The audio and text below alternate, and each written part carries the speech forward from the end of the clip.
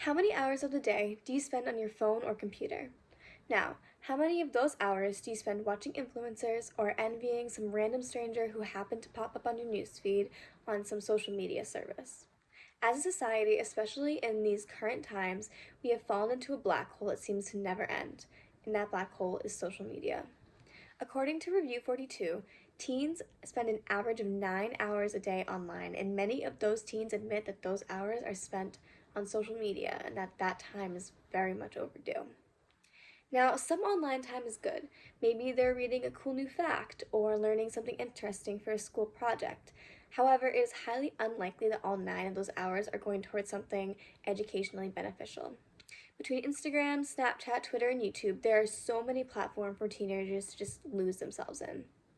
Although social media does have its positive benefits, the intense exposure to unrealistic lifestyle expectations and idolization of influencers leaves the still developing mind of a teenager highly at risk of being conformed, therefore leading to the moral degradation seen in society today. In this speech, I am going to discuss how social media has helped the new generation change their value on the morality in regards with relationships, honesty, and character. When looking at what others post on social media, it can be easy to feel jealous of what they're doing. This is especially true when it comes to seeing couples post about each other and how happy they are. For a teenager to see other teenagers post very intimate and intense pictures with someone they are dating, they are more likely to feel that they need to act and post those same pictures, even though they are not yet of age to be intimate like that. According to PEW Research Center, 47% of teenagers feel that social media is a platform to show off their relationship and how much they care for their significant other. To be someone who has yet to have a relationship and know exactly what it entails, it can be easy to base your relationship standards off of what you see on your screen.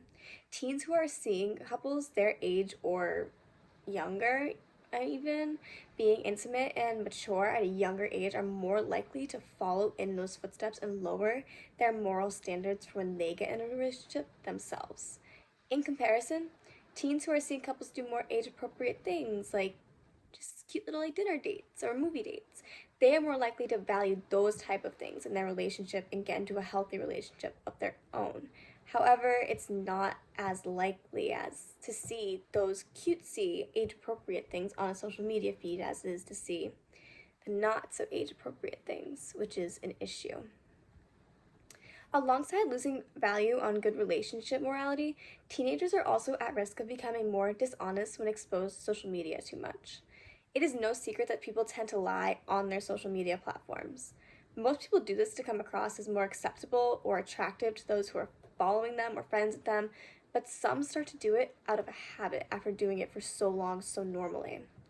In fact, Psychology Today reported that only 18% of men and 19% of women accurately reflected who they are on their Facebook page, and 32% from both genders admitted to only sharing their aspects of their life that were considered boring. That being said, it is obvious that lying of some form has clearly been accepted when done in a way that makes someone feel better about themselves online.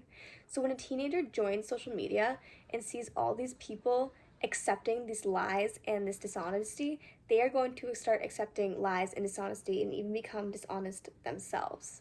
So when you're a teenager and you're surrounded by all these people who are lying and it's getting away with it, people are supporting it because so many people are hyping each other up on social media, they want to feel the same hype. They want to feel the same good value about themselves.